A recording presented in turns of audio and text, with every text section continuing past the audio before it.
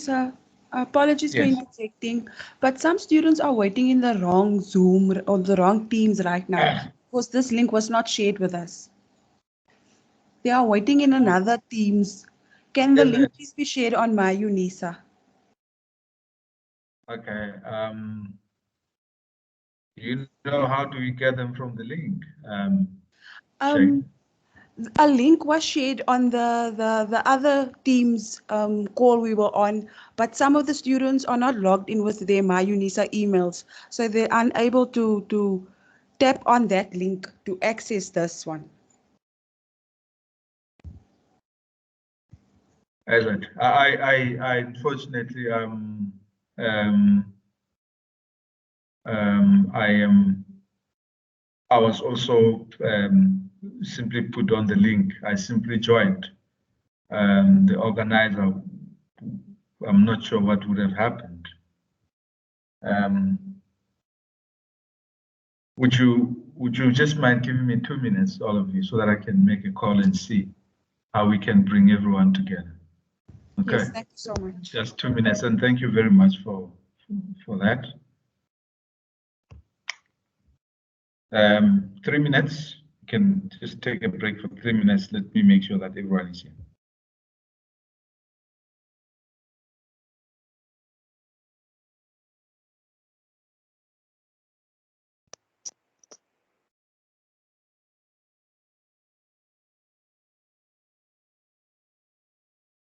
Afternoon class, can you assist which chapter are we in now? I'll just join now. I'll come back to you. I'm just making sure that there are some who are on a different platform. So I'm trying to find a way of making sure that they are here. So I'll come back to that. Okay. Thank you.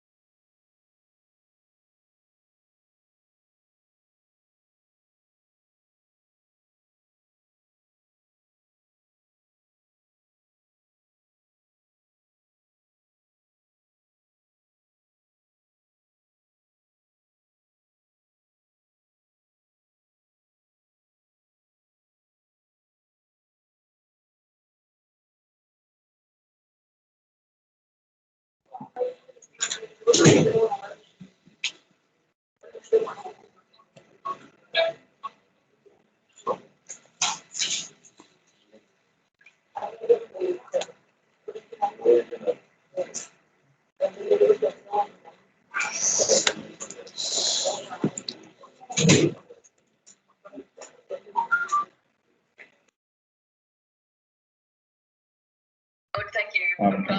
Bye. Hi everyone. There was a bit of confusion, but I think it's been sorted out. The slowly but surely, there are quite a number of people who are joining, and I'm just going to give it about 3 minutes. I don't want anyone to miss anything, so I'm going to give it 3 minutes. We will start at 2 minutes. We'll start again at past.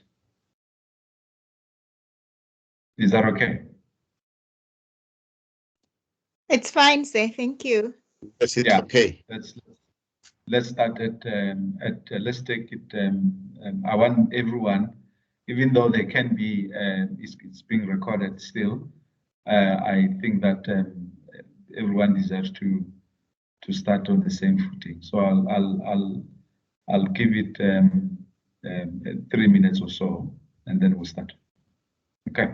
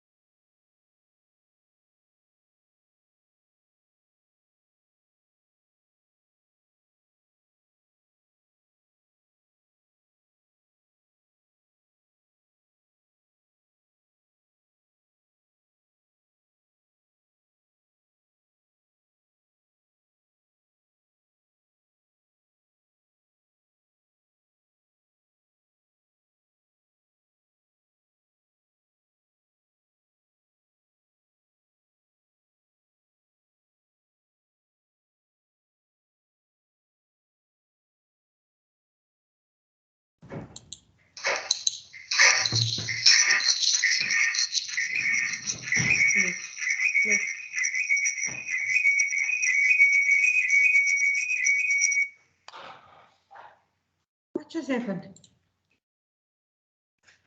Huh?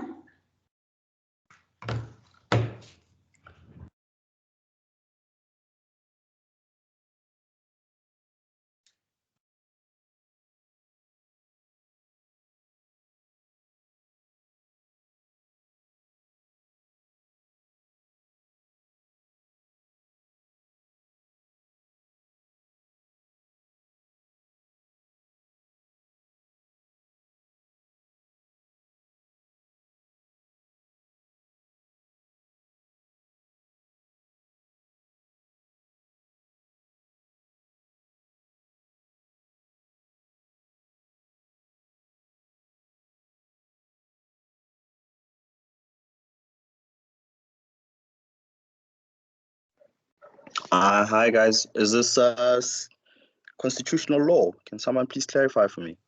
Thanks. Yes, Yes, it it is. is. Is this We the are yes, you are on the right one. We are waiting for other people to join in.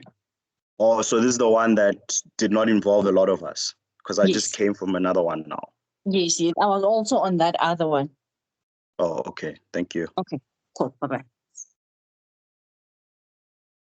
I'm glad you asked that, Gabelo. I was also confused because I just came from the other one as well.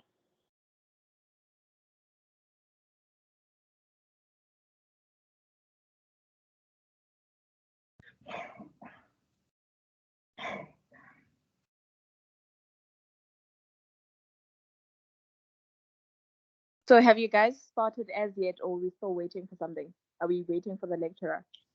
No, No, we have, we are waiting for we have other not. students to join. Yeah. Oh, okay. But I think, I think, guys, we can proceed now. Huh? Yes, I think It looks there's like, enough people. yeah, looks like a majority of um, Class is starting. of people are here now. Can I just clarify something? Yes, The reason why continue. most of us didn't get the link is because Professor Lee shared this new link on the Teams chat. She didn't send it through the My UNISA portal. That's why most of us got really confused and used the old link. Oh, I see. I'm sorry about that. I'm sorry about that. At least looks like we've resolved, and I don't think we've lost much. I don't think we've lost much time. I don't think we've lost much time. Just 1 minute, and then we'll start now at harvest.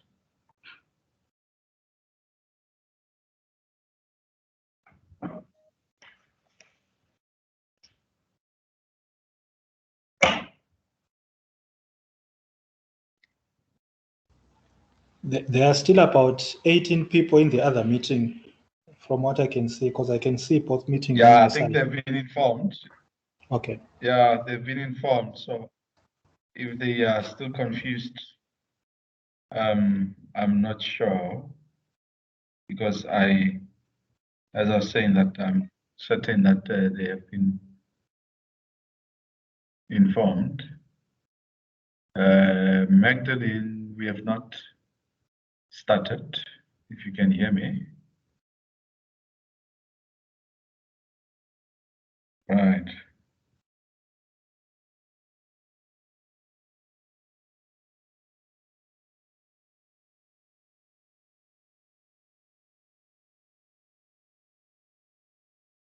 Right.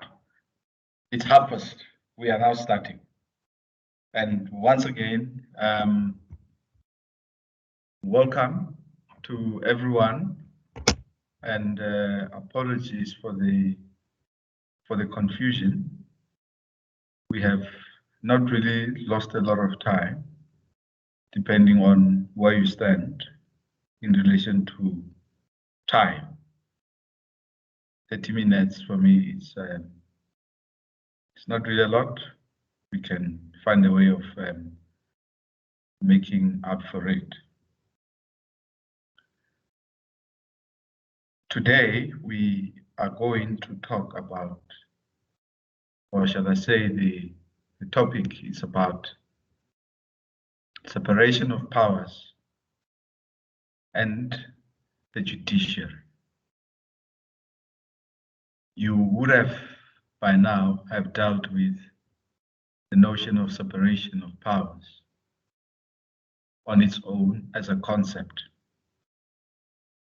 So we are now applying it to various other aspects, and we are now going to be today and next week going to be talking about separation of powers in relation to the judiciary.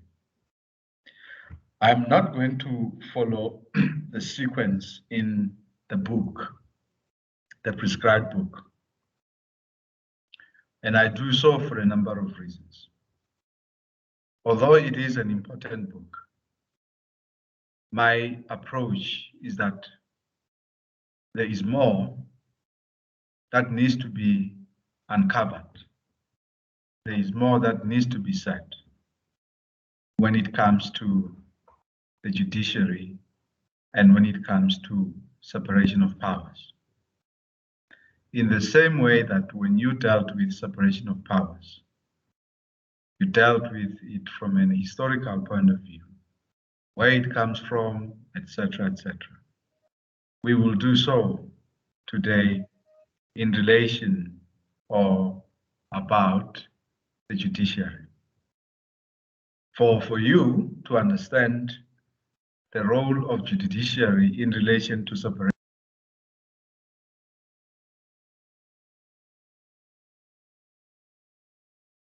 You're muted, sir. Oh,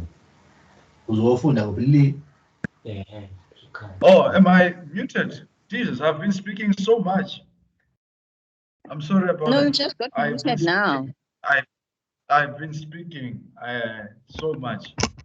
Sorry about that. Yes, I was saying that we are going to today speak about separation of powers and the judiciary. And my understanding is that by now everyone would have read about separation of powers. That's how I understand it. And I do recall that we also touched on it when I gave a lecture some time ago, I think a couple of weeks ago. But today we are going to specifically focus on separation of powers in relation to the judiciary. Now, when we talk about the judiciary, at least in the context of this country, it is very important that we also appreciate its history. How is it that what we have today came to be? How was it molded? And it is in uncovering that, from the lens of history at least, that we are able to demystify or to debunk a lot of things Sorry, Prof. surrounding the judiciary. Yes, Are you sharing slides on your side?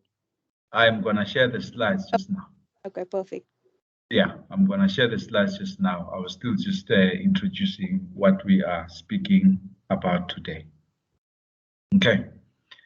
So the aim today really is for me to read with you the history of the judiciary in this country. And it is my hope that having done that, it will be much more easier for you to understand how the judiciary is organized today. It will be easier for you to understand the role of the judiciary in relation to separation of powers. One of the things that I try not to do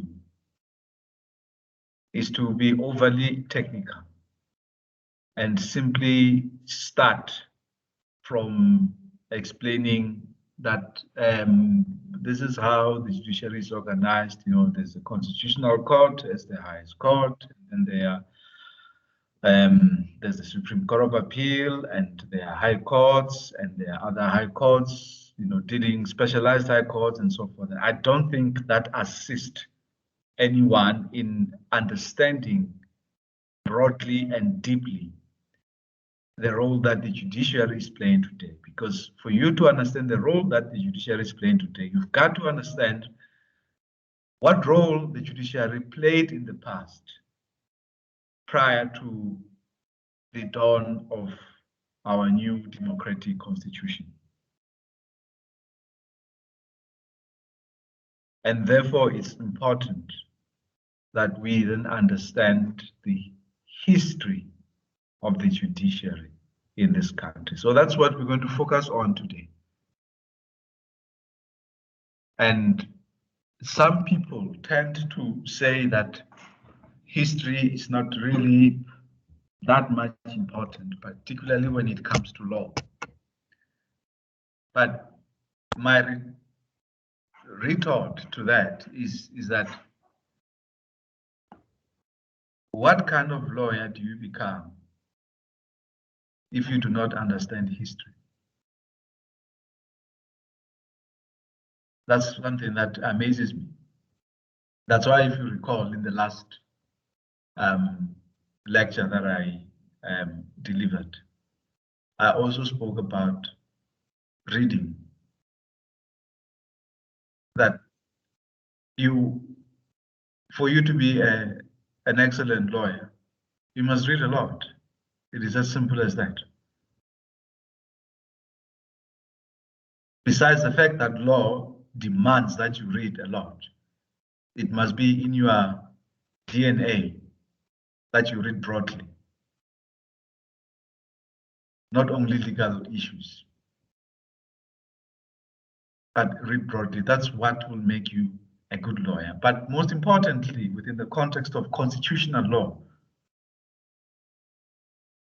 you are not going to be able to fully understand, appreciate, and most importantly, enjoy constitutional law if you do not understand or at least do not have a solid understanding of not only the history of this country, but the history of law in this country, because law has a history in this country.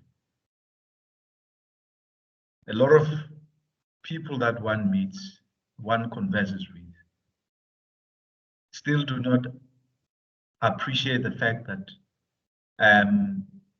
South Africa, even during apartheid, was a constitutional state. The only difference was that it was a constitutional state that excluded Black people, but it was a constitutional state. And in fact, what most people don't appreciate, I think, is the fact that even during apartheid, there was the rule of law. There was democracy during apartheid, but it was democracy for the white minority. For them, they voted, they participated in governance, and did many other things that today we are all able to do. So the rule of law was there, just not for Black people. Democracy to a certain extent was there, just not for Black people. So you've got to appreciate these things. One of my critique, for instance, is the fact that half the time, and it's our mistake as academics also, is that when we talk about the 1993 and 1996 final constitution, we do not expose students to prior constitutions that were there and show them that this was the constitution, you know.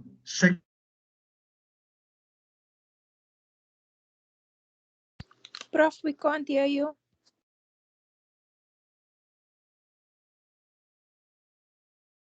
It looks like he exited the group. Guys, I'm sorry. Are you guys able to record this? Can I record? Someone, I'm here. Someone kicked me out for a second, but I'm back. The meeting is being recorded, yes. Oh, okay. Thank you. I mean the lecture, sorry. Yes, you can hear me now, right? Yes, we can hear you. Okay, Yes, Prof. good. So I was saying that one of the things that it's not, we don't expose students to, for instance, students of constitutional law, is the different constitutions that were there. But be that as it may, I was trying to actually talk about the importance of understanding history, of understanding your own history in this country. Because you see, constitutional law is based on constitutional theory. Constitutional theory is decided by the people, that this is how we want to govern ourselves. And when we're talking about that, we're talking about politics at the same time. So the idea that when you are studying law, when you are studying the Constitution, you should not understand other equally important aspects of life and living that ultimately made up the Constitution. It's wrong. I don't agree with that. I fundamentally differ with that. And it is within that context that we are today going to talk about the judiciary, but talk about the judiciary from a historical point of view, so that by the time we come to talk about the judiciary and separation of powers post-apartheid era, we know exactly where this thing comes from.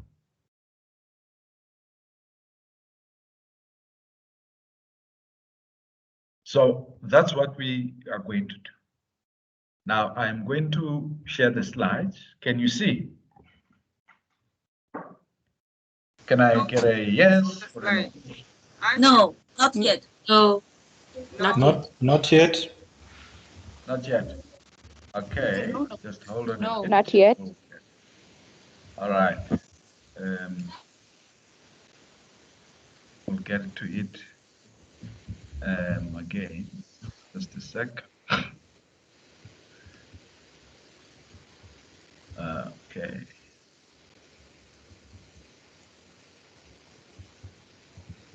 Can you see it now? No. Oh yeah. Yes, yes. Yes. Yes. Okay, great stuff. So as I was saying to you, Sorry, I can't see the slides. can others see the slide? Yes, sir. Yes, Prof. Yes, Yes, we we can see can. them. Yes, Yes. we can see. The one person who can't see it, just try to see it.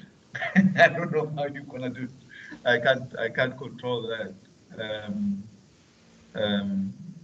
Can you? But I also want the person who said they can't see.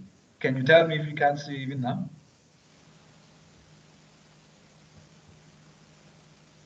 There's someone who said they can't see the slide. Can they see it now?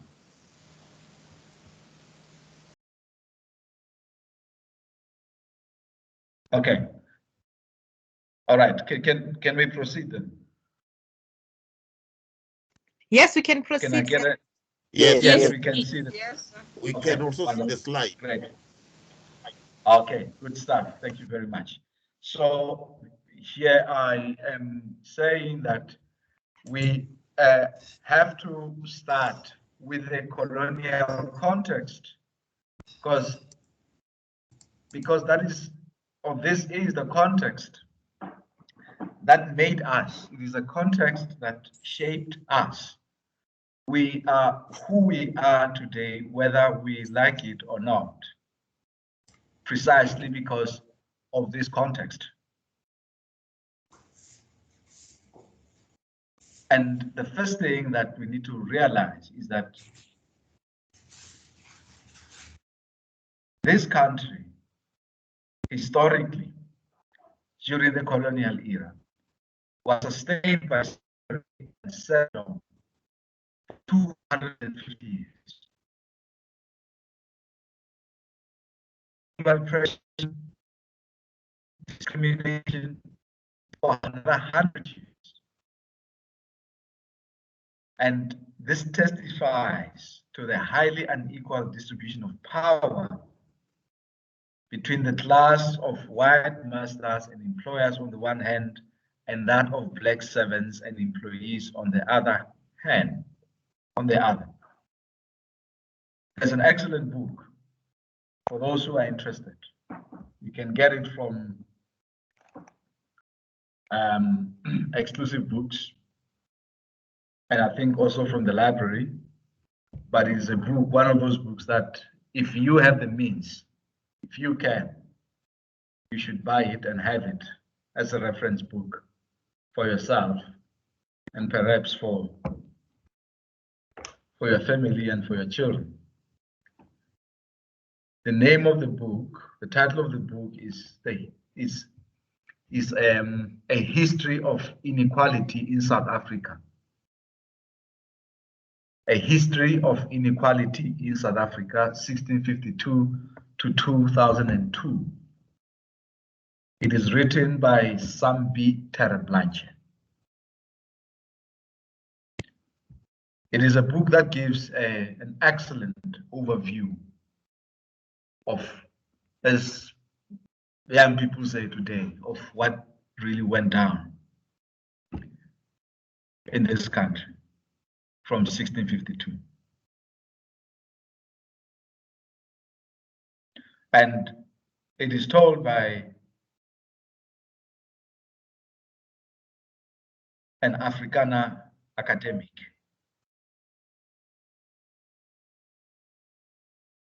He's very unapologetic about telling the story of this country and what happened. And Therefore, it is worth mentioning that slavery, serfdom, repression, and discrimination was implemented and sustained through law. And this law was enforced by successive colonial and apartheid judiciary. The same applies to white political and economic domination in this country. It was also achieved and sustained largely by successive colonial and apartheid judiciary. That is prior to the new constitutional dispensation.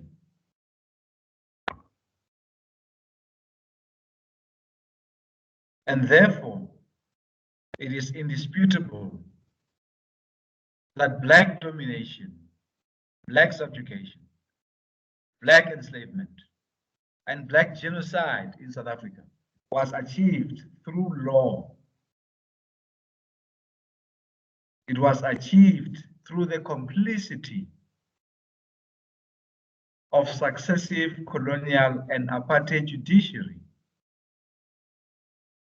that was responsible for enforcing apartheid and colonial laws to the detriment of African people.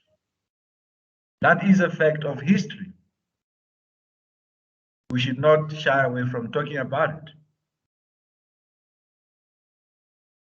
So the role of the judiciary in the maintenance of colonialism, in the maintenance of apartheid, was central to the sustenance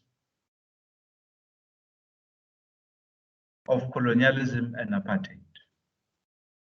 And we will see what we mean by this.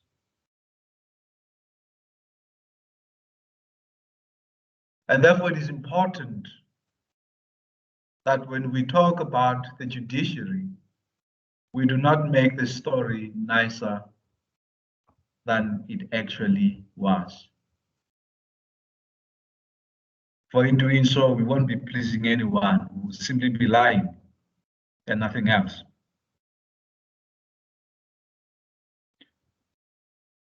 What is most disconcerting in a lot of books, a lot of literature and articles that talks about the role of judiciary is that this literature pays scant reference, little reference. There is usually a very more like, yeah, we acknowledge that judiciary was not so fair, and so forth. But anyway, let's move on kind of approach, We should not move on without acknowledging the truth of history. And the reason why the story must be told, the reason why it must be properly told, is because that has a direct impact on the judiciary today, particularly in the context of transformation in this country. So you are not going to be able to understand why certain quarters, certain people are always talking about transformation of judiciary. You will not be able to understand why certain people say that replacing black faces with white faces is transformation. They're saying, no, it's not transformation. Transformation goes beyond that. For you to appreciate those, you've got to go back and understand where we come from in relation to the judiciary.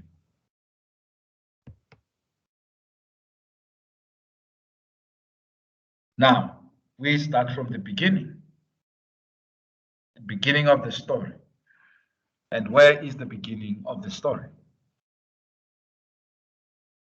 Most of us know that the beginning, formally, it's 1652. when Jan van Riebeeck lands on the shores of this country, somewhere in the Cape. So in 1652, we have a corrupt, vain company, the VOC, or the Dutch East India Company, which has been described as one of the most corrupt multinationals of all time, that arrives at the shores of the Cape and establishes a fortified provision station at Table Bay in Cape Town in order to regulate the benefits that sailors had long derived from the Cape stopovers.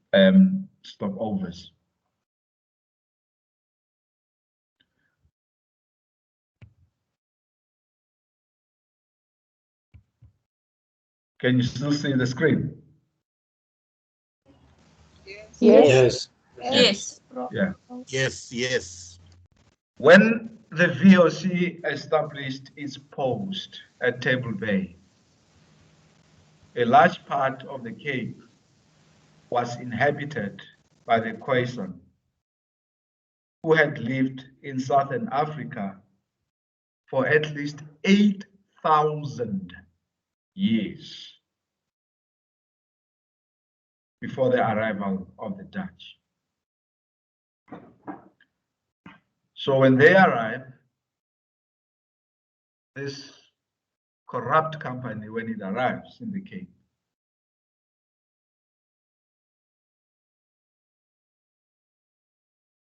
the Cape was not an empty space.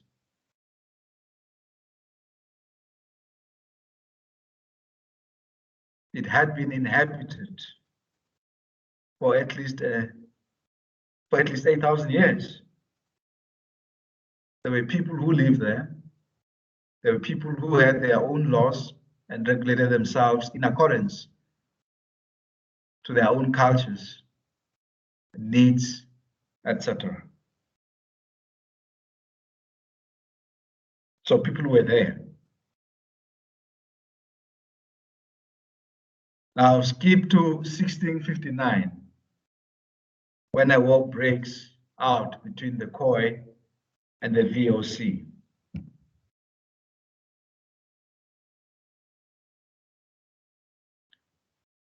After the war, the Khoi leader, who was nicknamed Harry the Strandloper, or Otsamam, of the Goringai-Kona tribe, was then banned to Robben Island. In April 1660, he was brought back for peace negotiations.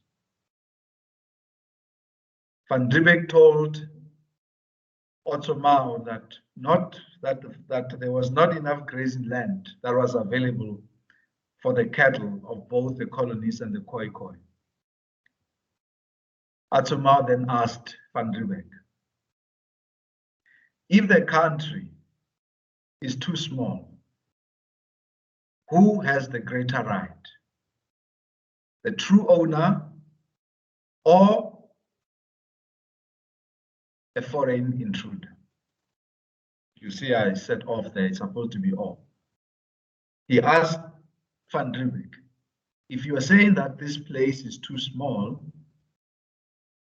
who has the greater right to this place? Is it us, the true owner, or you as a foreign intruder? It is said that Van Riebeeck answered the Khoi leader in this way. He says to him that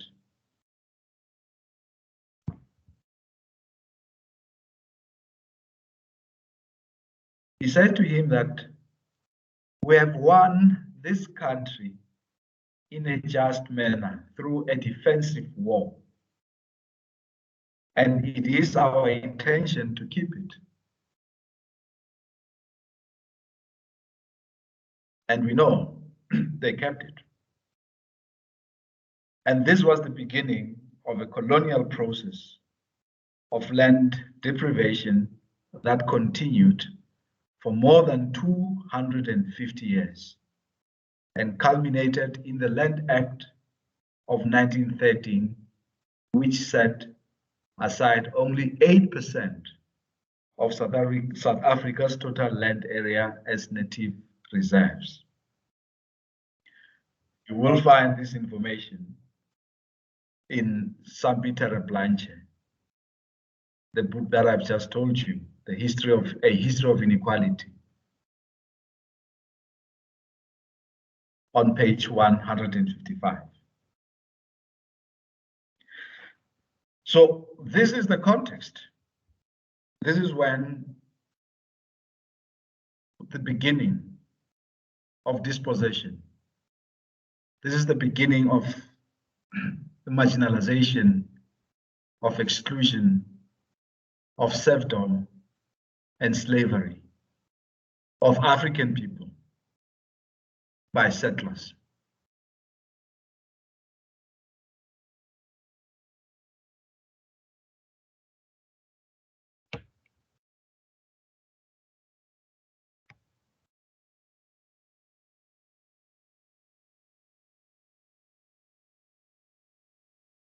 Now, one of the things that we hardly speak about is the fact that an understanding of a South Africa as a country has not always existed.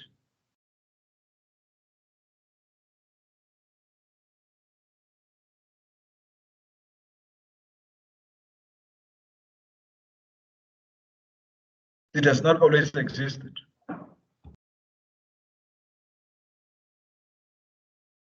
But within our context, the context of our discussion today about the judiciary, it is perhaps fitting to understand the pre-union period. And by pre-union period, I'm referring to the period before 1910. Because prior to 1910, as I said, although you would have had the geographical area, of course it existed, the geographical area that we call South Africa today, but formally, as a sovereign state, that did not exist prior to that. So in the pre-union period, that is before 1910, you remember that after 1910, you have the formation of a union. And the long and short of the formation of a union is that you have 4 what was later then called provinces coming together and forming one country, in essence. I'm simplifying it. But prior to 1910, such did not exist. And we'll see how it did not exist. For after settlement, the Cape was governed by a commander, later to be known as a governor. I would advise that you do not necessarily rely too much on this. I actually compiled this slides in a very haphazard way. So I will still go and clean them up and send them to you. I'm putting them here so that we can follow each one another as we discussing. So after settlement, the Cape was initially governed by a commander, later to be known as a governor, and he governed the Cape with council. The commander and council were not legally trained. Nonetheless, they also presided over the first court of justice at the Cape. So when people talk about the fact that I recall Helen Zille saying that one of the benefits of colonialism is that it brought law to this country. One gets very surprised because according to history, those who first colonized us were very uneducated, in the beginning, at least. There were a bunch of uneducated businessmen who were simply plunderers, and that's who they were, and nothing else. So when they say they brought law and therefore they brought civilization, that should be questioned and critiqued and be rejected with contempt. As we can see here, that the commander and council were not legally trained, but nonetheless they presided over the first court of justice at the Cape. And by 1685, the council had formally been divided into what was called a Raad van Polities, which performed both legislative and executive functions, and a Raad van Justitie, or a Council of Justice. As the population grew in the Cape, we still in the 17th century, the late 17th century here. As a population, that is the colonial population, as it grew, inferior courts, or what were called land rosten and heemraden, also came into being. Because the more people you have, the more you need to find ways and means of regulating them and ensuring that there is a semblance of order. The British took over the Cape briefly in 1795, and that was followed by the Batavian Republic that took over the Cape, and again in 1814 until 1910. The British were in charge of this country. And as a result of that, English legal practices and procedures began to be introduced from 1806, and in 1826, a commission on judicial affairs recommended the extensive adoption of English law and procedure. The first Charter of Justice of 1827 and the second Charter of Justice of 1823 brought in an entirely new judicial system designed along English lines, together with a divided profession. The first Supreme Court was established in Cape Town, together with offices such as those of the Master and the Registrar. So far, based on this, we understand that after the British occupation, or during British colonialism, it is at that point that South Africa, or at least the Cape at that point, began to resemble in its legal dealings the manner in which law is done in Britain. Now, the importance of this, as I said earlier on, is that you will see later on, when you, for instance, if you have not done so, but when you are going to be doing, let's say, civil procedure, right, you will see that civil procedure or civil procedural law in this country resembles the English one, although, I mean, there have been modifications over time, but largely it is based on that. So the manner in which law is done is largely based on English practices and procedures. The manner in which the legal profession is divided is largely a result of that. It is not because in 1994 or 1996 we suddenly woke up and we said, no, let's have advocates and attorneys and so forth. It is based on the barrister and the solicitor. The barrister being the advocate, the solicitor being the attorney.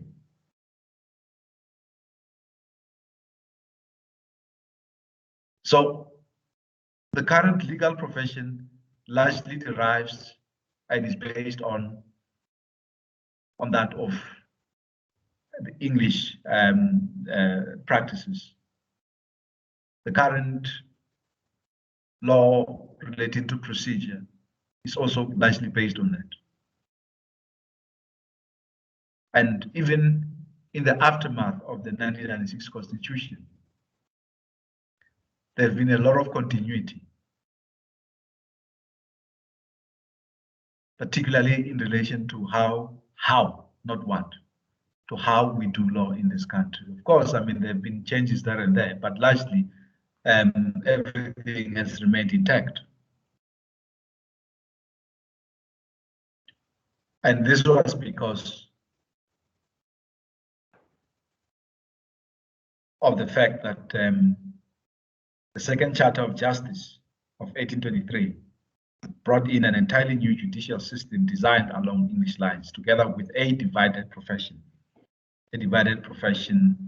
of attorneys and advocates.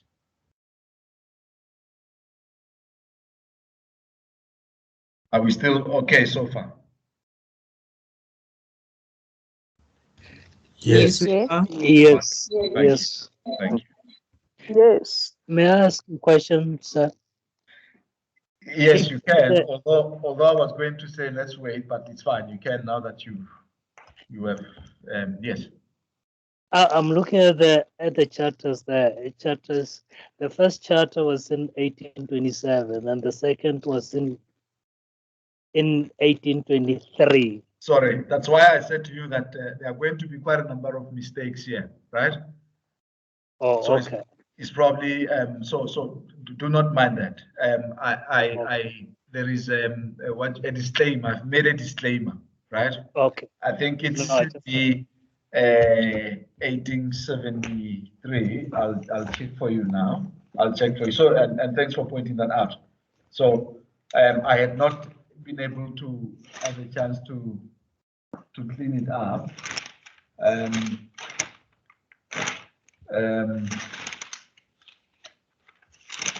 So it should be the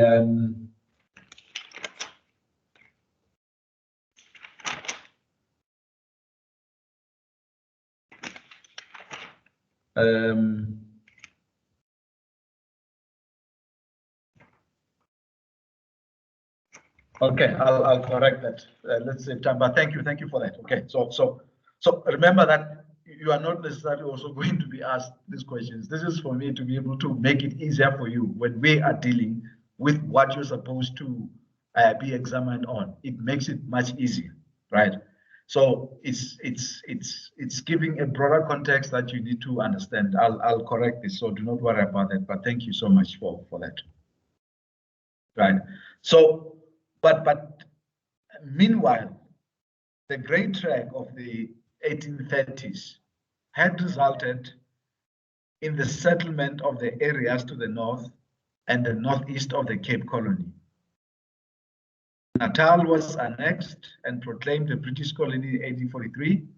A district court was set up in 1864 with appeal lying to the Cape Supreme Court.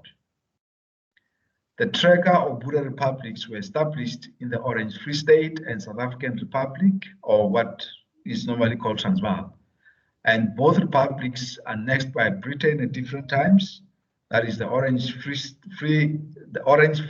River Sovereignty from 1848 to 1854, and the Transvaal from 1877 to 1881. So the same situation. If we go to the early Boer republics, which when we were talking about early Boer republics, we're talking about the Transvaal and the Orange Free State, that they were also largely reliant on courts of untrained Landdrosten and Heemraden, with the appeal lying to the executive branch in certain instances. So here you're beginning to understand the notion of separation of powers. That if you go back to the Boer republics, there was, for all intents and purposes, the notion of separation of powers was non-existent in relation to the judiciary then in those two republics. And we're still in the period prior to to the Union, which is 1910. However, the high courts were established in Bloemfontein and Pretoria in 1874 and 1877, respectively. In the Transvaal, those who remember President Kruger passed legislation denying the High Court competence to engage in review of legislation. In the Orange Free State, hello? In the Orange Free State, there was a semblance of constitutional review that was accepted, and here the validity of a racially discriminatory ordinance was upheld. So that is just for general information. There's nothing to worry about there, right? So after the Anglo-Boer War of 1899, the Orange Free State and the Transvaal were annexed by Britain. Under the British rule, they were known as the Orange River Colony and the Transvaal Colony. After the war, the Anglo-Boer War, the High Court of the Transvaal was re-established as a Supreme Court, and a local division was created in Johannesburg. So in summary, 4 British colonies were in existence when the National Convention that was held in 1908 to discuss the idea of unification. There was the Cape Colony, there was Natal, there was the Free State, there was Transvaal, and there I'm just basically saying that the Orange River Colony had its own High Court, and the other 3 colonies each had a Supreme Court. Now, the importance of this really is to say that it's not like how things progressed. You know, there was this smooth process, well coordinated, well structured manner of organizing, of ensuring that the judiciary is structured in this way, in that way, and so forth. All these things were just done as and when. There's also a very important book that you may want to one day look at. It's called The Making of South African Legal Culture. If you check, I think I'm the one who still has the book. So don't bother checking with the library. I think I still have the book. I couldn't return it due to Corona issues, right? You know. But the point that is made is that there was no seamless, systematic, well-coordinated. Sorry, sir. Yes. Do you mind repeating the title of the book again? The title of the book is called The Making of South African Legal Culture. Right. Okay, thank you. Yeah, but I'm saying that furthermore that if you check, I couldn't take it back. It's difficult. It's been difficult to take it back. But you can buy it or something like that, because I think it's not really relevant for your purposes.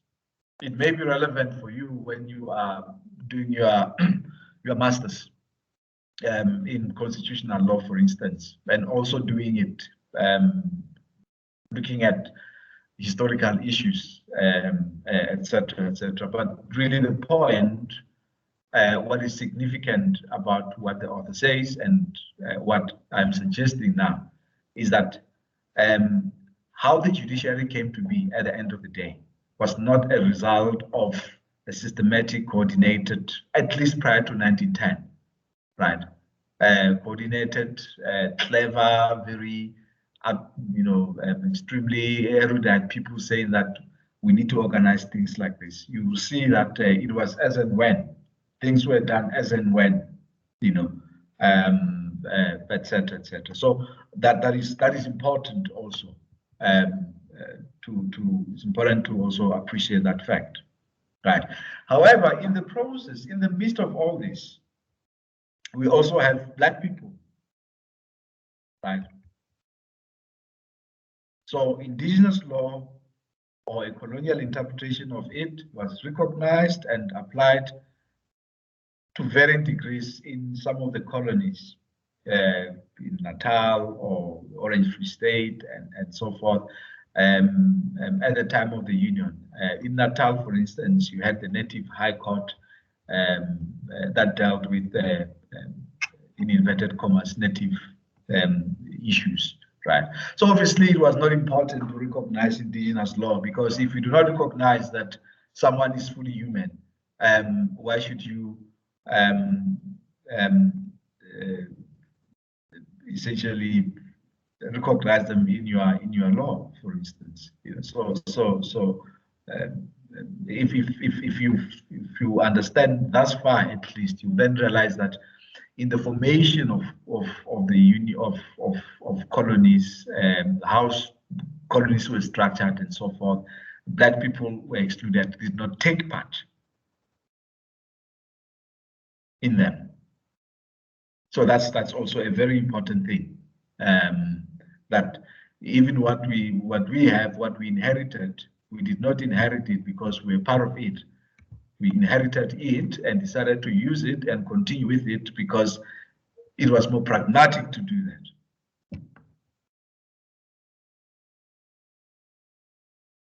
Now we come to the post-Union period. As I said, that in 1910, you have the 4 colonies who become provinces of the Union of South Africa under a British statute called the South African Act of 1909, also known as the Union Constitution.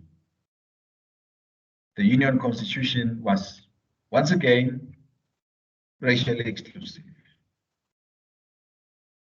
Section 147 of the South African Act vested control and administration of native affairs, including land, in the Governor General.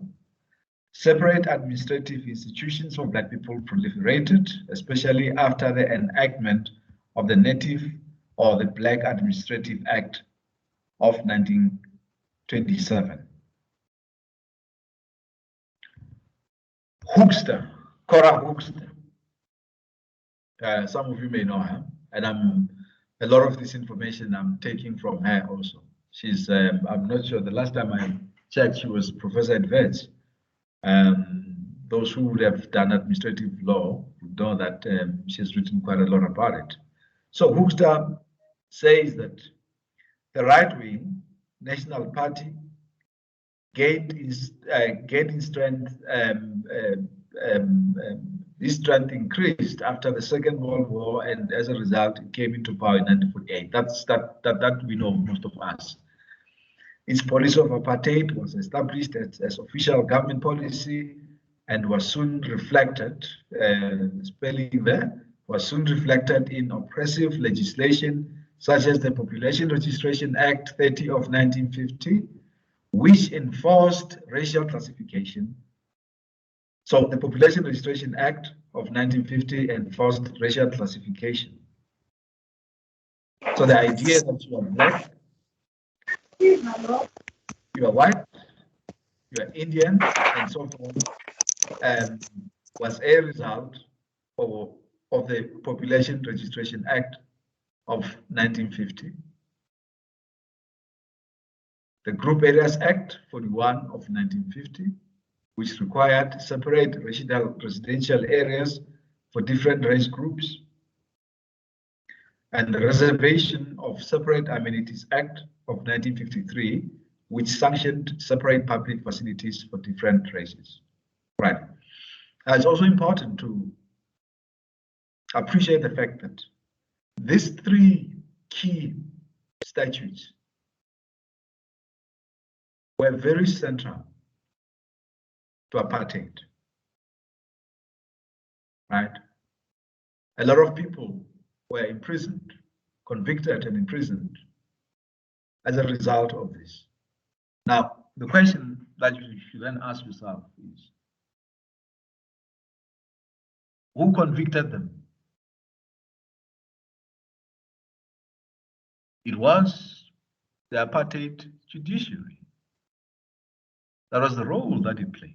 It played a very central role in ensuring that people, black people, and even white people adhere to this legislation.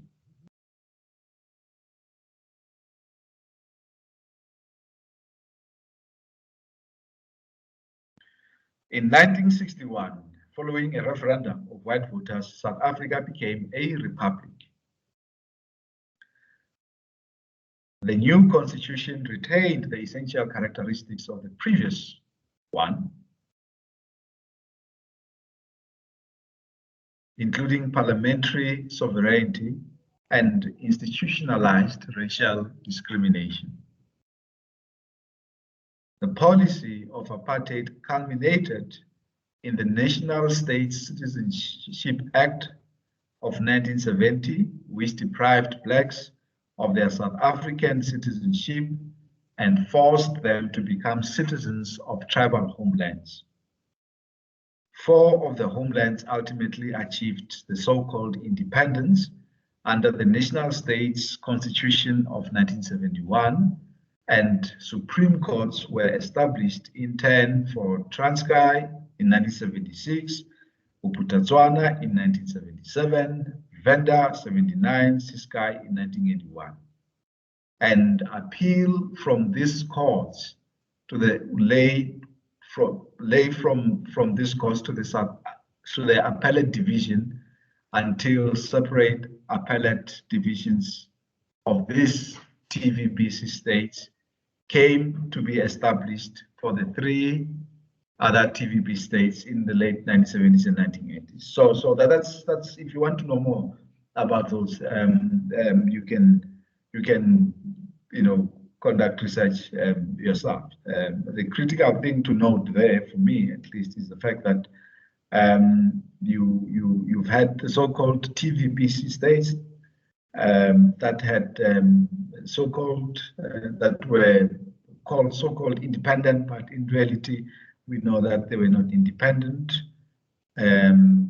Again, we see that we have the 1961 Constitution that essentially was based on parliamentary sovereignty, and once again was based on institutional racial discrimination, etc., etc. So that is we now post the union, obviously, and we've now also passed apartheid 1948 official implementation of apartheid when the Nationalist Party took power in 1948, and that's important history to also understand, right?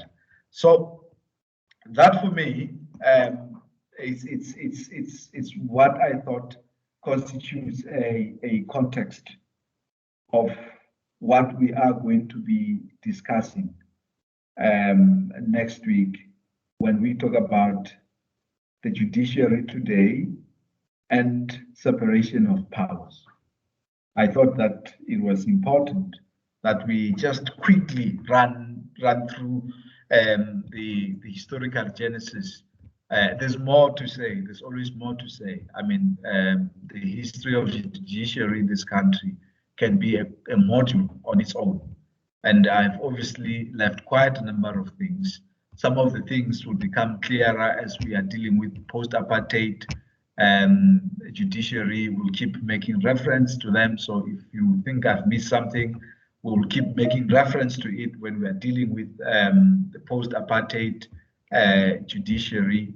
But I thought I also leave this matter on a lighter note, but a sad note, one that shows you what really transpired in some of the cases that went before the judiciary during the colonial and apartheid era. But here, this is a very interesting story that I've put here, taking place in 1921. Those who may not know Enoch Mgijima. Enoch Mgijima was a leader of the Israelite sect, a religious sect, somewhere in the Eastern Cape. If you go and conduct research on the Bull Hook massacre, you will come across him. He was the leader of this religious sect, and one of the core beliefs of the sect was that one day they will go to Jerusalem. They preached to potential converts that their sufferings will one day end, and how the suffering is going to end is when they find themselves in the land of Jerusalem, and so forth and so forth. However, it happened that in 1921 there was confrontation between Enoch Mgijima and the police, and this was largely due to fight over land. So in November in 1921, Enoch Mgijima and 140 others were tried for sedition and public violence in Queenstown, today known as Queenstown still. Not sure, I think they've changed it, but recently. Nearly 200 people had been killed. Exhibited in court where Mgijima was tried were swords, scabbards made of paraffin tins, cigars, nokiris, as well as Enoch Mgijima's robes of office that were seized from his home. One of the robes was a resplendent affair of Suris silk edged with gold lace. There were 3 caps. One, roughly in the shape of a cardinal's cap, was made of blue plush with a crown of scarlet. It was encircled with 4 thin strips of gold lace, and at interval were 4 large stars, that describing what was before the court. This is Enoch Mgijima's attire and a whole lot of things. However, most importantly, it is said that also on trial, on exhibit, were Enoch Mgijima's dreams. Prominent in evidence of seditious dreaming was his vision of 2 white goats fighting, and a baboon which had seized them both and crushed them. Now, let me explain this part. What was happening is that as part of the exhibit, there were tangible exhibits in court, but also Enoch Mgijima's dream was also exhibited. It was also part of the evidence by the state. So Enoch Mgijima had actually, it is said that the prosecutor said that Mgijima had had a dream in his sleep. And in the dream, he saw 2 white goats fighting. And then out of nowhere appeared a baboon, which then took those 2 goats and crushed them. The court accepted the evidence that to Mgijima, the white goats were the Europeans, and the other animal, that is the baboon, was the natives, and that it meant that white people should be crushed by the natives. So the prosecutor, having led evidence about Mgijima's dream, about the 2 white goats and a baboon. The court then accepted the evidence by the prosecutor. And in accepting the evidence by the prosecutor, its interpretation, that is the court's interpretation of Mgijima's dream, was that in actual fact, Mgijima takes the 2 white goats to be 2 white people. That is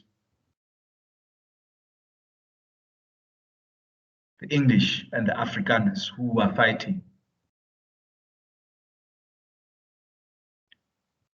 And then the baboon comes. Baboon is black people. They're still called baboons sometimes.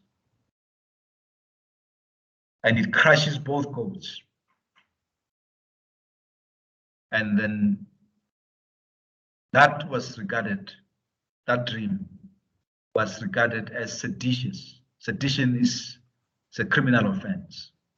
So he was convicted for dreaming seditiously, a criminal dream, and therefore convicted as a result. That is when we are told that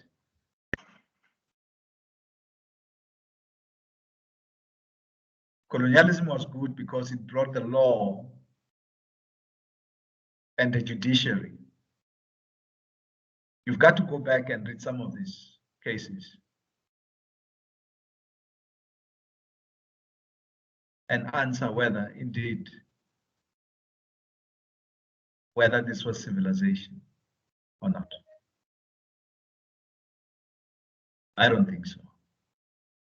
I don't think that if I dream, you convict me for purposes of dreaming, and you say my dream was seditious. I don't think that's civilization. So the point that I'm making here is just to give you one simple little, which I think is a very silly case, example of the role that the judiciary played during colonialism and during apartheid.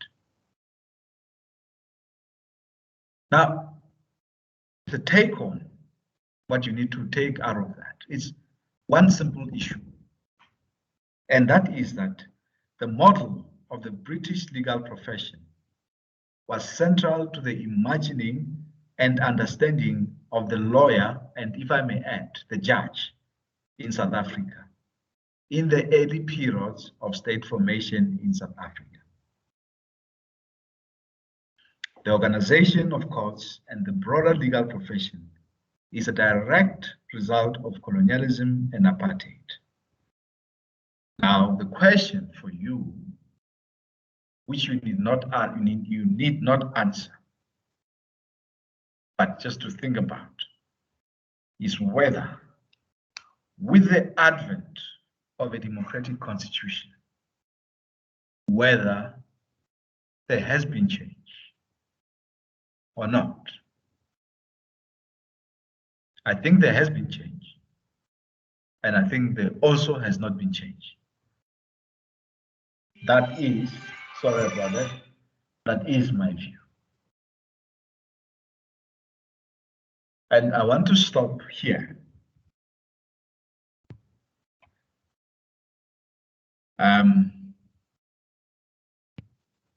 To now come back and say that what I've presented in a very summarized fashion may seem at face value to say, but separation of powers, judiciary, but I thought, in my wisdom, I thought that let's go a little bit back, way back in summary, so that we're able to move forward. So that when we talk about the post-1993 dispensation in relation to the judiciary, we also are conscious of where we're coming from, and not simply talk about something as if others did not happen. that I thought would be enough for today. The point is to make law interesting, and you make it interesting by looking at it from all different angles. We are still going to talk about the notion of minimum core, for instance. What is meant by that?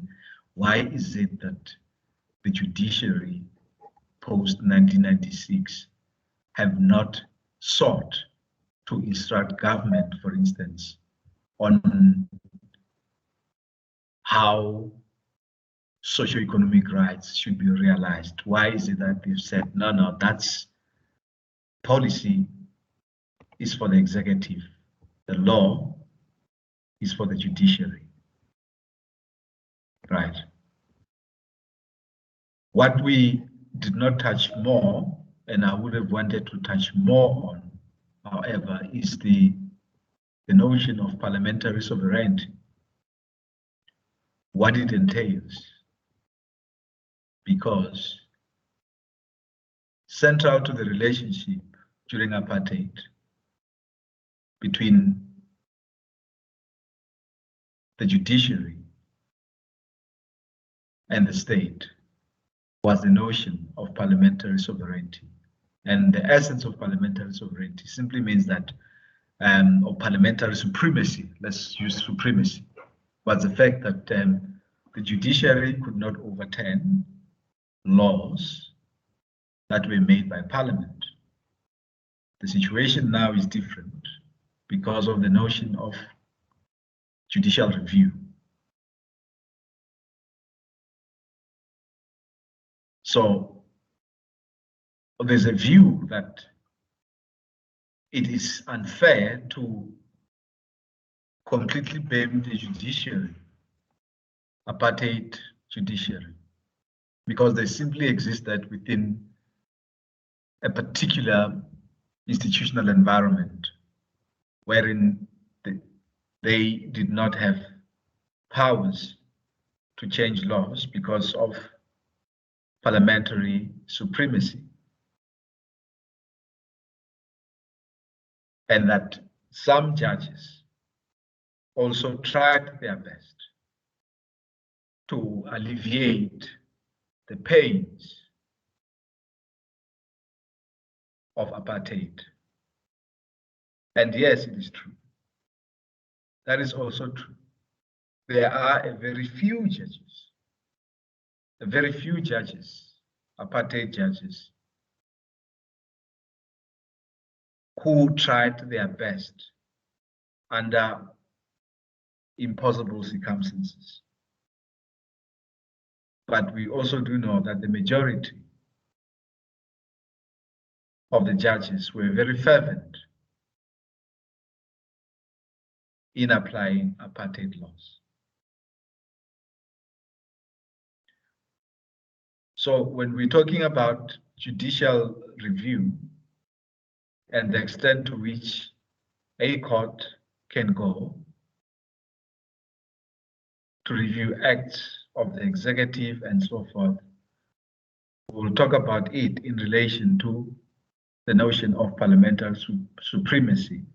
Because if you recall, there have been quite a number of voices in South Africa today, well, recently, that have said that we should actually return to parliamentary sovereignty,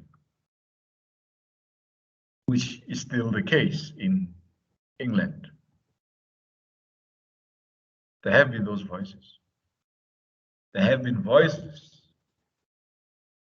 that we should actually bring back, the name escapes me.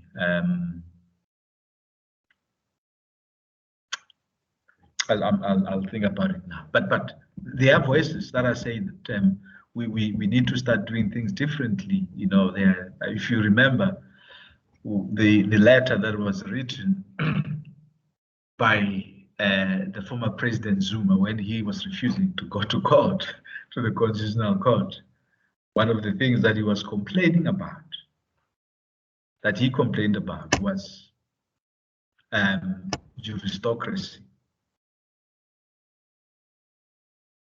I actually was interviewed by SABC1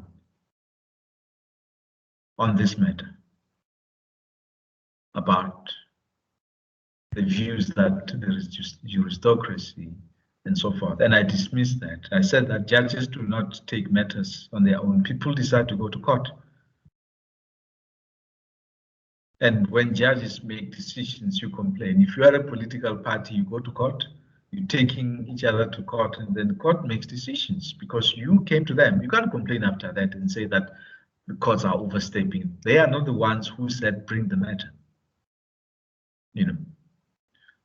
So when we're talking about the notion of judicial review, we'll also touch on the notion of parliamentary sovereignty, and obviously we'll be, also touching on other notions such as the posture that post-apartheid judiciary has taken in relation to its understanding of separation of powers, and really the essence of what we're going to be talking about is to what extent the courts have deferred to the executive, for instance. I also hopefully will not forget to discuss a very interesting case with you. The case was decided by the Indian Supreme Court some time ago. And in that case, the Indian Supreme Court was very, very, very vicious on the government. One of the things that the court said was that the state was acting unconstitutionally by implementing neoliberal policies that impacted on development and poverty of the people. It's a very interesting case. Can a South African judge say that? I don't think so. Why? We're going to be talking about that, exactly that. So the other, what I call technical issues, we'll cover them a bit next week. I just wanted us to today just deal with the history, although in an incomplete fashion. It's fine, but the rest you can go and read for yourself. And that, for me, would be enough for today. I'm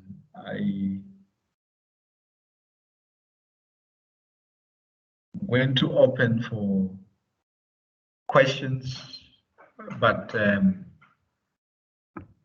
I don't have answers for everything. In certain instances, I may ask that you answer the question that you've just asked me.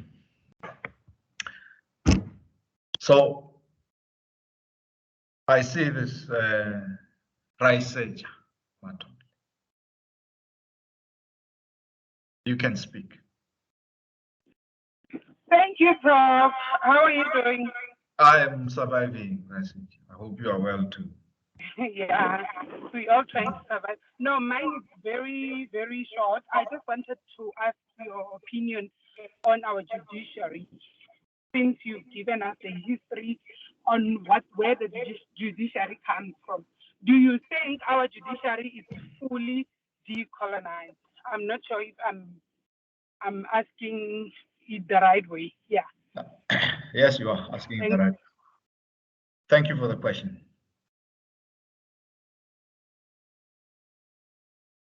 Any other question? Shepherd. Thank you, Prof. Interesting lesson indeed. Very early on in the lesson, you alluded to that, to the fact that there was a rule of law before the 1996 Constitution. There was the rule of what? Rule of law. Yes. Yes. So my question is there a difference between or maybe just inviting your comment on whether there's a difference between rule of law and rule by law. That's the question. Yeah, okay. Yeah, thank you. Any other question? Maharsh. Yes, sir. MP. Yeah, my question will be before the enactment of those laws in 1950s, how was the situation before that? Was there any segregation before that? Discrimination, racial discrimination, with regard to specifically with regard to those laws which were enacted around that time in 1950?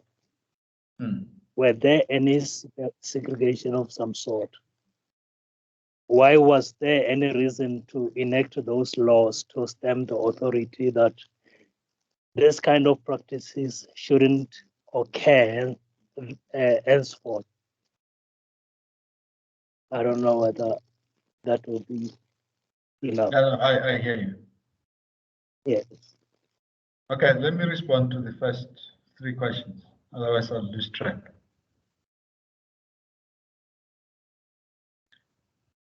The first question from, I think, Rasesh is the judiciary decolonized? Am I right, Rasesh? That's your question. Yes, Prof. That was Yeah. my question. Thank you. It's an important yet very difficult question to answer, because the first thing is that we must perhaps have one understanding of what does it mean to decolonize.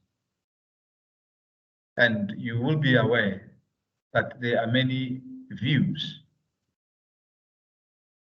Some people think deracialization is decolonization.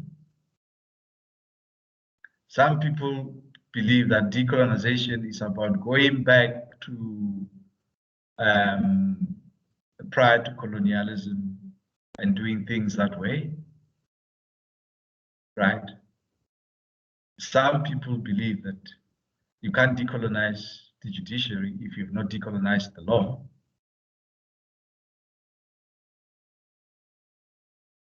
And it's a question that I'm also still grappling with.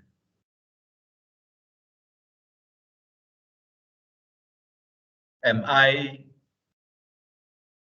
satisfied from an intellectual point of view, from a scholarly point of view? Am I satisfied with the manner in which the law is done, the manner in which the law is adjudicated? Absolutely no, I'm not. Are there good judges who are trying their best to ensure that they are faithful to the normative principles contained in the Constitution? Yes, they are. But I do believe also that there are still judges who believe that the Constitution is not as significant.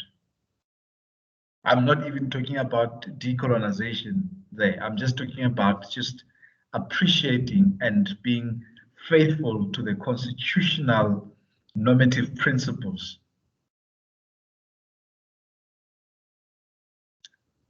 There are judges who still pay lip service or have a very weird way of understanding the Constitution. So, to answer you, we have to first grapple with what we mean by decolonization, because decolonization is it's a concept that is given different content by different people.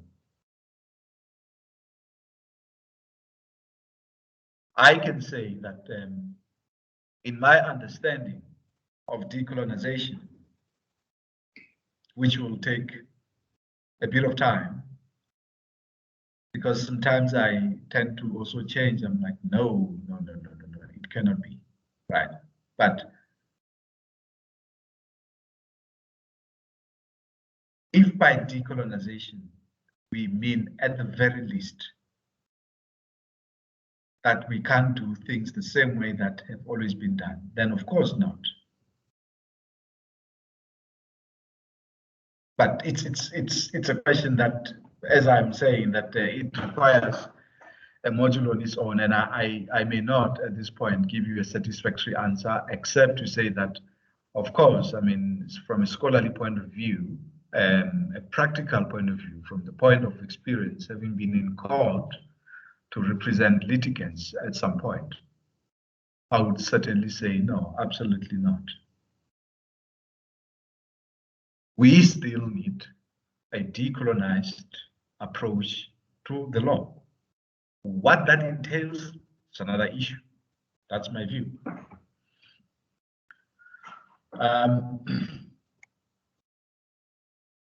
The rule of law, or the rule by law,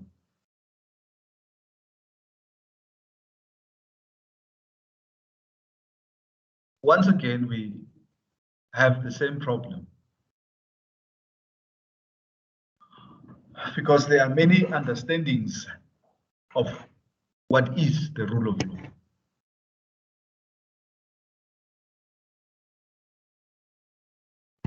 There are those scholars who have written and have said that if you say that there is a rule of law, you are assuming that the law is autonomous.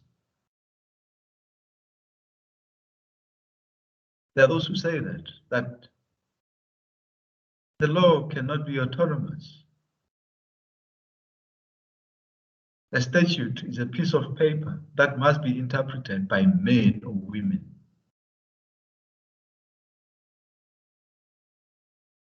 And therefore, to simply say a rule of law, it's actually quite artificial. There is that view.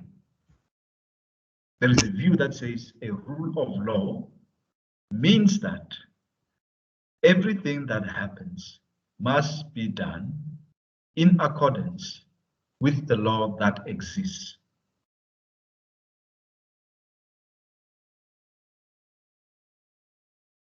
And to that extent, if we take that definition of the rule of law,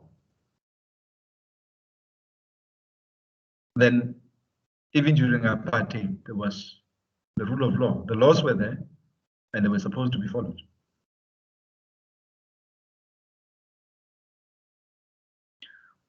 Those who say that want to make a distinction between the rule of law and the rule of men, I think they must explain what they mean by that, because I certainly do not understand that.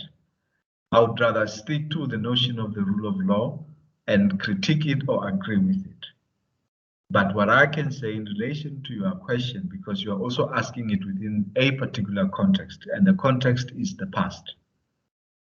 Was there a rule of law during apartheid? Yes, there was a rule of law. There were laws. And if you did not comply with the laws, you were punished.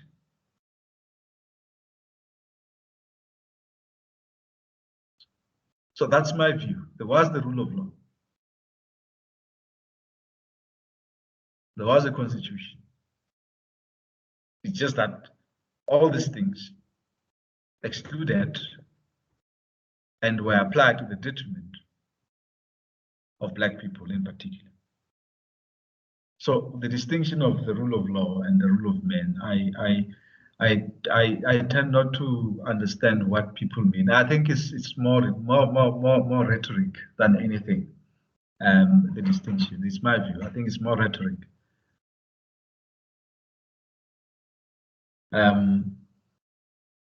Racial discrimination in the 1950s South Africa, this country from the beginning has been defined by not only discrimination, but oppression and slavery, right from the onset.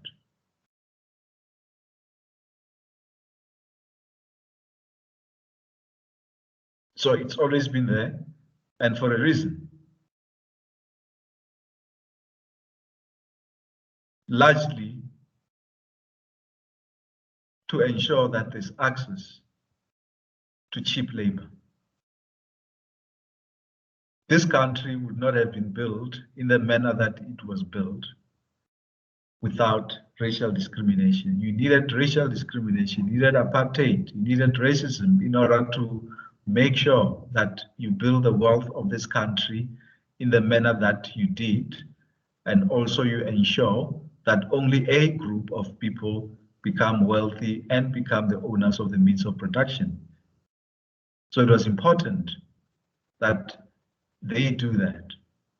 It was important that a belief is created that others are not sufficiently human, others are subhuman, in order to be able to oppress them. But it was also important to inculcate that into them, the oppressed, to believe that they are actually not fully human, that they are, to varying extent, a little bit defective.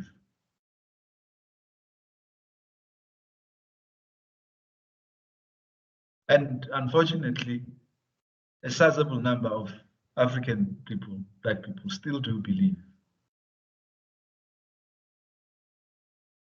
to varying degrees, that they are not fully human. For if people believed that they are fully human, I do not think that certain things would be accepted today, but they are still being accepted and tolerated. So at the center was subjugation for purposes of cheap labor. That for me is very central. There was a question that I did not quite get.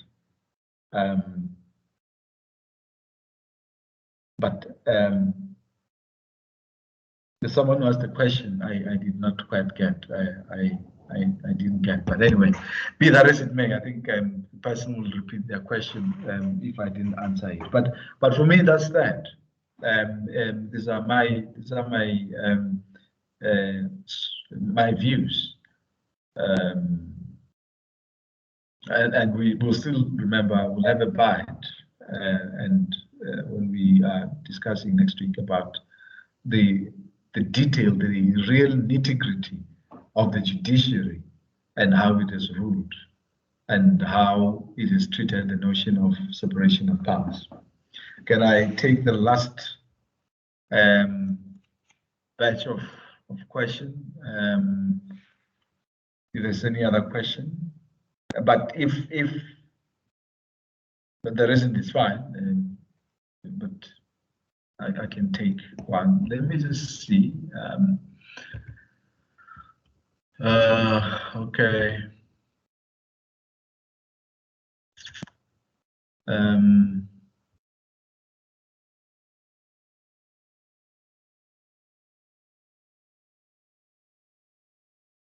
Any other question?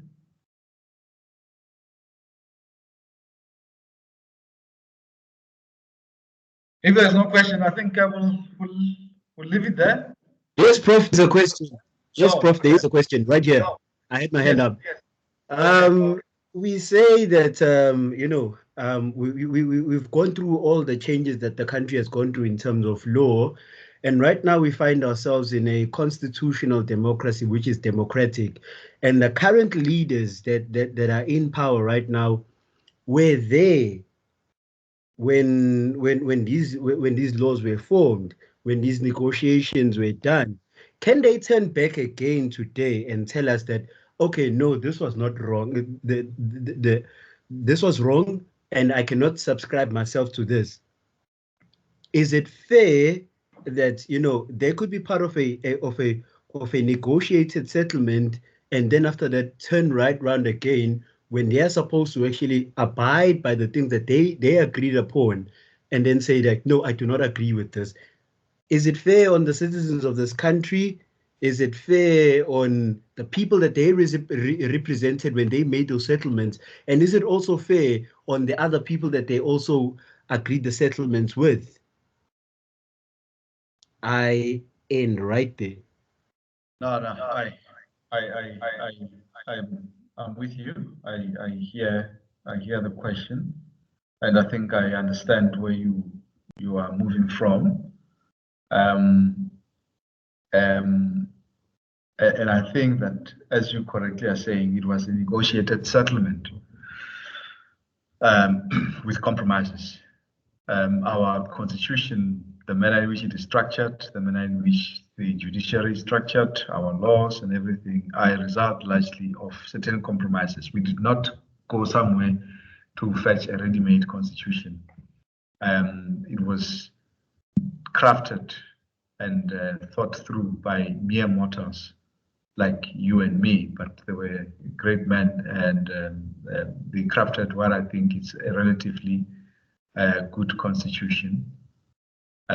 We spoke about this issue last time, and I even remember saying that you should, when you get time, sometimes go to check other constitutions in the world, so that we don't prematurely have an inflated sense of self-congratulation. That's also dangerous. That's one thing. On the other hand, and this really is not a constitutional answer that I'm going to give you. It's more of a matter of logic. From me, that if you are an MEC of education of a province, and you have a constitutional mandate to ensure that there is proper schooling, there's infrastructure, and you've been given the resources to do so. But 5 years later, you're still telling us that there are challenges. You can't say that's the constitution. The constitution is not allowing me. No, it's not the constitution. We also need to guard against this notion of always blaming the constitution, as if the constitution is saying you should not do something, when you are merely not doing things because you are either a coward, or you are corrupt, or you have other issues, or you're incompetent, and a whole lot of things, right? So I'm coming back to your question, saying, is it fair that people get involved in, those who are involved in the negotiations, some of them come back and say that I actually don't agree. I don't think there's anything wrong, after some time coming back and saying, perhaps here we need to improve, perhaps here we made a mistake, particularly within the context of the constitution, that was a result of serious compromises, However, that should not be done opportunistically. That's my point. A lot of times in this country, the constitution says that 1, 2, 3, 4 must be done. The judiciary has not, to a large extent, prevented government from achieving certain things. It is government, largely, that has failed to deliver its mandate in terms of the constitution. So there must be a balance. When we critique the judiciary, we must critique it properly, but also we must not make the judiciary the center of the problems in this country. The constitution says there's a Bill of Rights. It talks about housing, it talks about health, it talks about education, and so forth. The resources are there. We're one of the richest countries in this continent, at least. So to that extent, we have a very good constitution, but very bad politics. So we just need to have a balance there, and say, largely, where is the problem? Is the problem judiciary, or is the problem the politics? I personally tend to lean on more on the politics side, and I say that fundamentally the problem currently is the politics. The courts have never said that government must not provide access to water. The courts have never said that government should not provide access to education, to free education. The courts have never said that, and I don't see the courts saying that. So where is the problem? Of course, I mean, there are certain decisions that the judiciary make, and we then tend to say, but this is a problem and so forth. But now that we're dealing with the judiciary and separation of powers, we're focusing on that. We are merely dealing or exposing or critiquing the judiciary, but in doing that, we also have to say, be balanced and say that there have been quite a number of excellent decisions that the judiciary has made, particularly the Constitutional Court. So that would be my view on that. Thokozani. Thank you very much, Professor. I've got one question. After the Constitution was done in 1996, did it consider that some of the laws that were existing at that time in the country were unjust, had to be refused? My question is based on that. Currently, there are laws that are seen to be supporting a different structure of the country, and also does not cater for the rest of the country. Thank you. Yes, I'm not sure if I understand your question, but if I can interpret your question, you are essentially talking about the transformative role that the Constitution is supposed to play in relation to other laws that were enacted during the apartheid era. Am I understanding you well? That's correct, sir. Yes, I think, I mean, they've been quite obviously, you know, that quite a number of acts were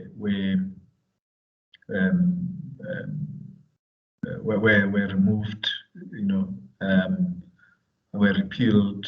There have been many projects that sought to repeal quite a number of legislation from the apartheid era. Even now and then, there's still a law that gets repealed and so forth. But where I think I understand you is, should we not simply have started afresh when we came up with the Constitution? My view is that, yes, we should have. I believe that we should have started from the beginning and make sure that each and every law that we enacted, we should have constructed a new legal order from the beginning. It is my view. Others say that it would have been impractical, and I say, who said it would have been? It has been done before in other countries, in Germany. It has been done before. So it is my view that we should have come up with a constitution and start a new jurisprudence altogether, a decolonized jurisprudence for that matter. But we didn't do that. We carried over with some of the things because we thought that they will be guided by the constitution. Even if it's a law that was enacted during the apartheid, we then said, if it's not unconstitutional, then we'll continue with it. Some say for pragmatic reasons. I don't particularly agree that, but that's a view that won the day. Yeah, that's the least I can say on that. I don't know whether there's any other question. Can I take I'm going to take the last two questions and then we'll close because we are after 5 now.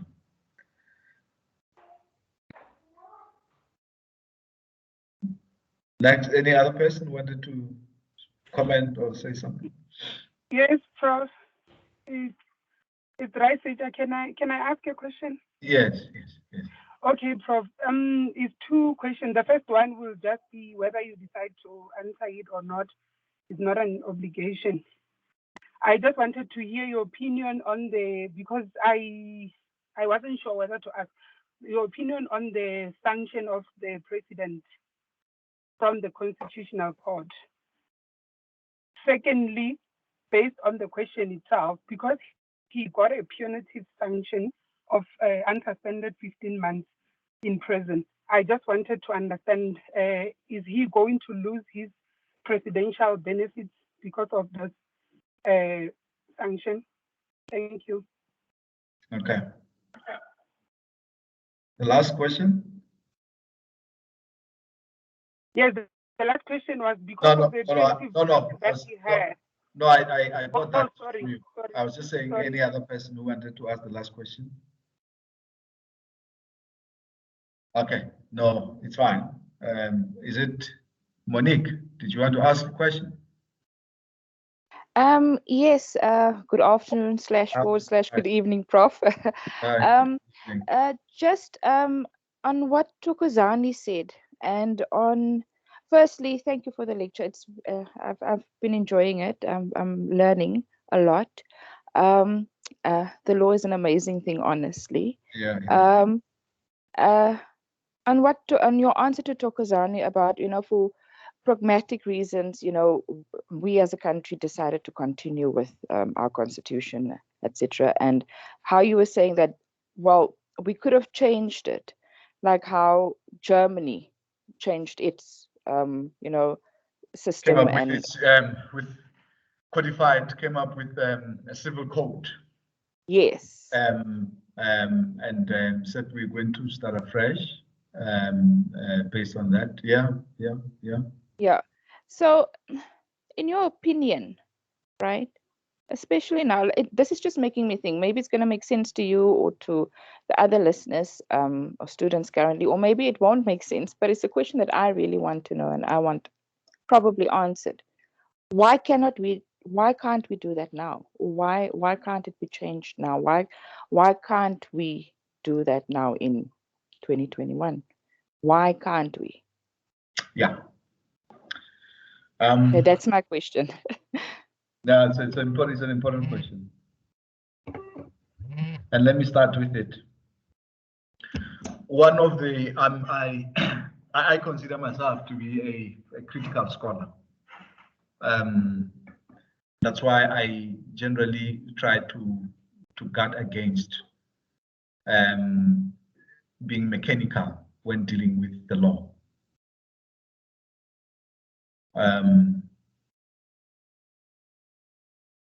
I think the danger is that I'm not sure if you're familiar with the notion of reification.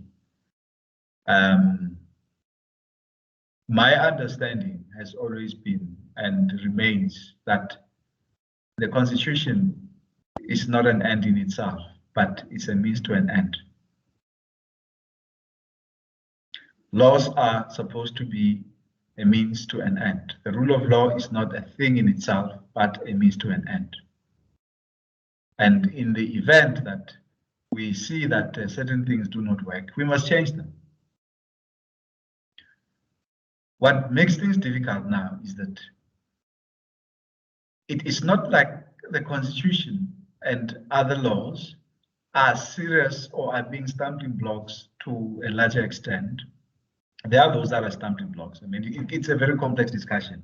However, one would have been much more comfortable if one saw that, or one realized that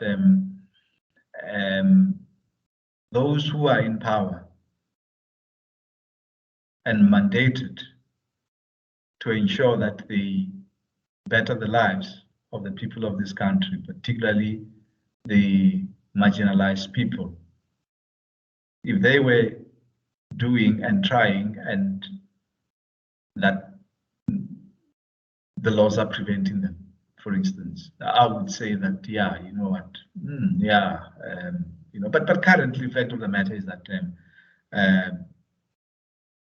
the problem is not particularly the Constitution. The problem is not particularly the laws. And if the problem is the laws, then people vote people into power, not to tell them that there are problems, but to solve the problems. You know, and if those who have been voted into power to solve problems and not to tell us that there are problems, if those people were to come back and say, you know, in actual fact, we think that we need to change 1, 2, 3, and 4 because we are stuck, then I would admit that, you know. There's a sense in which I'm also contradicting myself in relation to what I said before, you know. But to go directly to your question, it is also upon the generations that are to come, or the current generation, to change things.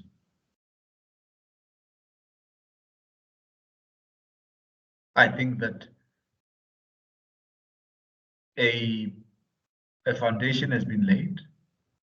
It is up to current generation, to scholars, to academics, to lawyers, to say that, wait a minute, there are problems here, and these are the problems, and let's change. So that we have a constitution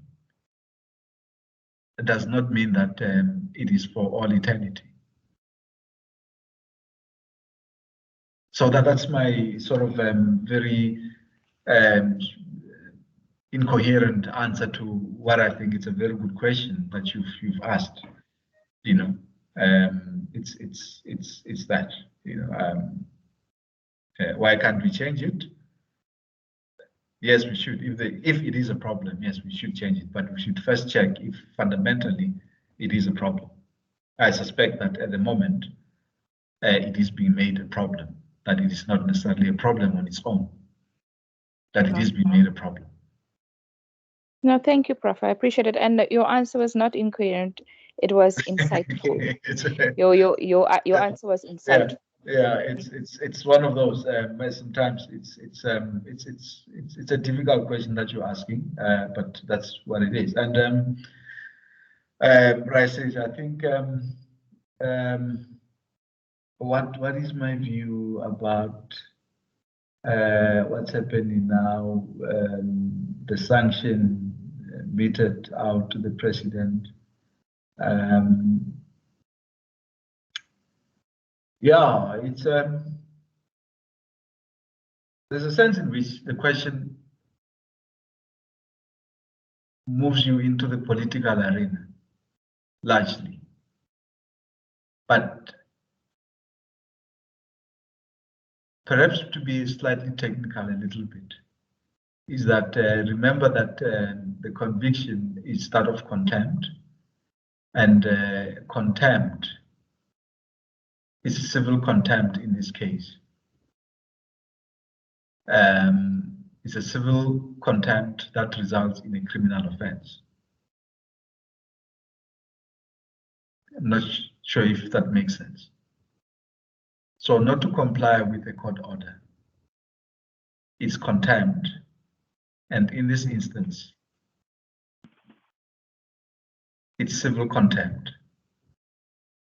But however, civil contempt results in a criminal charge. The law of contempt, it's common law. It is not statutory. What constitutes contempt? It's something that has been dealt with, and sometimes I do believe that it is not very clear what the jurisprudence around it sometimes tend to, for me, be very confusing. And when I say that it makes one enter the terrain of politics, it is because remember that on the one hand, some people would say that the president has been requested many a time, has been given a chance many a time, but he refused, and therefore leaving the court with no chance. But there's also a personal thing that people use, and they say, but even if that's the case, should he really be sent to prison for that? The law allows that he be committed to prison. On the one hand, you should also read the minority judgment that I'm still to read fully, that disagrees with the majority judgment of committal to prison. So I find myself being all over when it comes to this matter. The only thing I can say about it is the fact that perhaps contempt is something that needs to be debated and be looked at, what it means, the implications, and we need to further, I think, develop law of contempt, particularly in relation to the Constitution and the rights in the Constitution. Because it is true that it may be that the danger here that we're facing is that in future, you may be criminally charged and convicted for contempt and be, on the other hand, deprived of the rights that a criminal charge would usually possess, attach. So yeah, I can't really give you, I'm not able to give you my view. If I were sitting in the Constitutional Court, I would probably not necessarily send the president to jail, but still I would find him in contempt for sure, but I would not necessarily send him to jail. So I find the argument by the minority, by the dissenting judgment, I find that it's much more plausible. I tend to agree with it on the one hand, but on the other hand, there is a sense in which I tend to feel that the former president made his bed and he has to lie in it. So it's, but should he be taken to, should he be committed to imprisonment for that? I'm not sure. Should he be sanctioned for ignoring the court? I think so, yes, he should be sanctioned. I'm just not sure about the nature of the sanction, but he should be sanctioned because in any society, there must be a semblance of order. We cannot just do what we want when we do it. Even in your house, between your husband and wife, girlfriend and boyfriend, and so forth, there are always boundaries that should not be crossed. Otherwise, then there's chaos, and we do not want deliberate chaos. Okay, Prof. Thank you. No, that's why I said from the beginning that you really not forced to answer. Yeah, I do think. Yeah, no, I heard you. I just think that for me, this is an open discussion. You know, in an institution of higher learning, when we're dealing as we are now with scholarly issues, nothing is off bound. We discuss everything and critique everything without fear. No one should be fearful of raising their voice. Here we talk, here we critique. That's our job. That's why we're here. That's why we're doing what we're doing. So there's no problem with that. That's why I do not even say that that question is not related to separation of powers, because it is actually. It's an important question that deals with separation of powers, that deals with the role of the judiciary. So it is an important question. Perhaps next year one would use the case as an exam, you know. Yeah, because Prof, Yeah. and then it's just I'm saying I'm looking at time because I don't want to consume time because I still they see and because someone mentioned that the Commissioners Act, he mentioned about the Commissioners Act that was stipulating that someone who don't testify, they can only be sentenced for 6 months. But with the president, they gave him 15 months.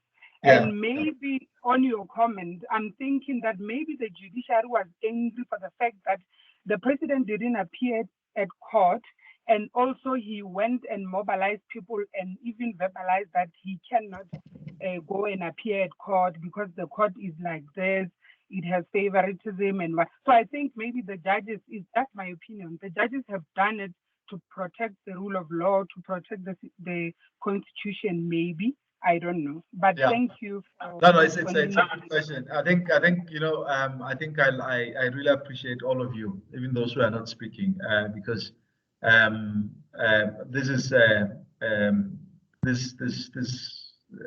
this is a platform to discuss and debate and do a whole lot of things, you know. So this is why we are in an institution of high learning, you know. So questions are welcome. Although I think, although questions are welcome, I also have to limit time because I have other things that I need to attend to. Zvatatu, you are the last person that I'm taking. Good evening, Prof. Thank you for your time.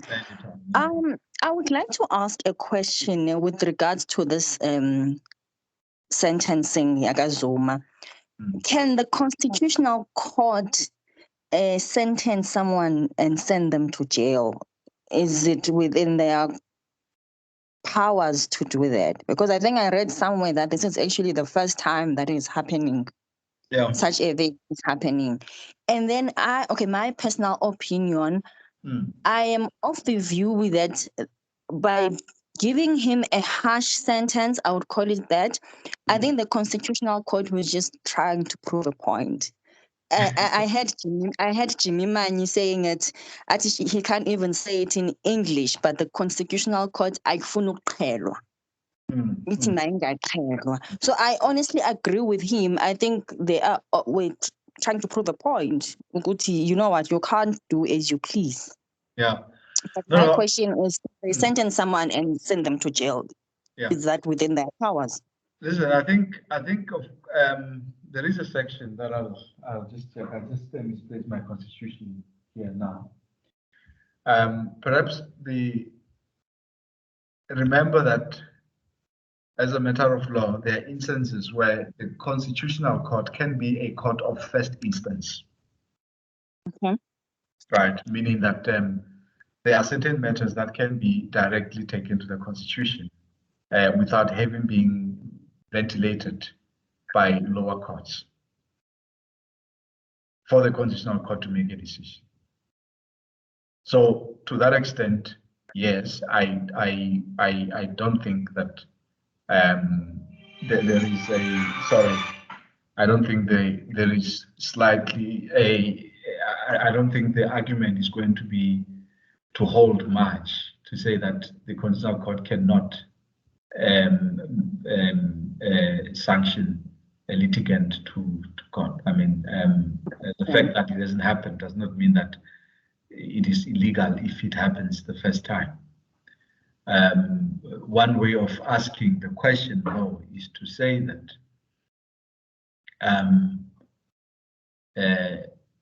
in terms of the Commissions Act that you are referring to, should the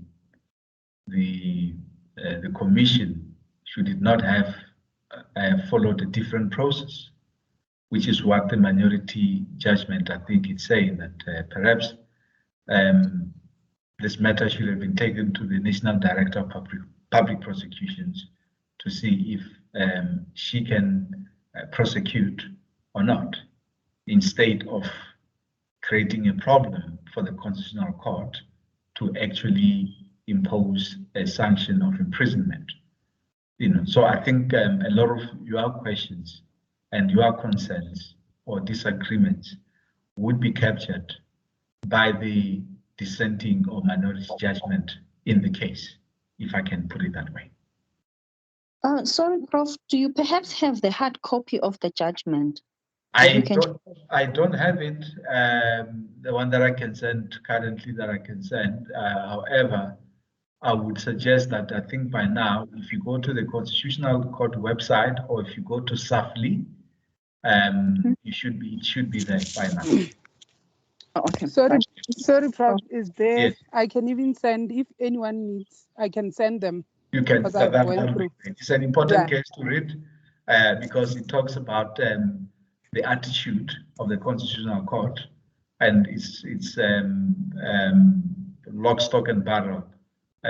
Part of what we are talking about. We're talking about the judiciary. So yes. Okay. On that note, guys, thank you very much.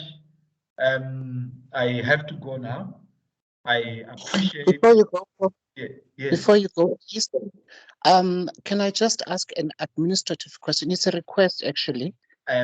Before you even ask, you must direct the administrative question to the primary lecture. I'm probably not going to be able to answer it, I know for sure, and there are reasons for that. I would prefer that with any, as I've said last time, all administrative issues relating to assignments, relating to exams, that you forward them to Professor Stone. It's got nothing to do with any of those. It's regarding the link to this lecture. It's regarding the link to this lecture. I was gonna say that still that I don't, because of my role as a secondary lecturer and other reasons, I simply get sent a link myself, and I join as you join. So there are those who organize, but that's why I'm saying that if there's an administrative concern, I'd rather you either unhappiness or suggestion, I'd rather you send it to Professor Lee. Okay, all right, thank you. It's a pleasure. Thank you so much for understanding. And have a great evening, guys, and keep reading a lot. If you want to do well in constitutional law, you've got to read a lot. That's all I can say. And have a great weekend. Thank you so much, Prof. Thank you. Bye-bye. Thank you so much for challenging. Thank you. Same to you, Prof. Thank you. I enjoyed myself. Thank you. Bye. I'll talk to you. See you next week, Friday again. Yes, bye-bye. Bye. Thank you. Bye. Bye.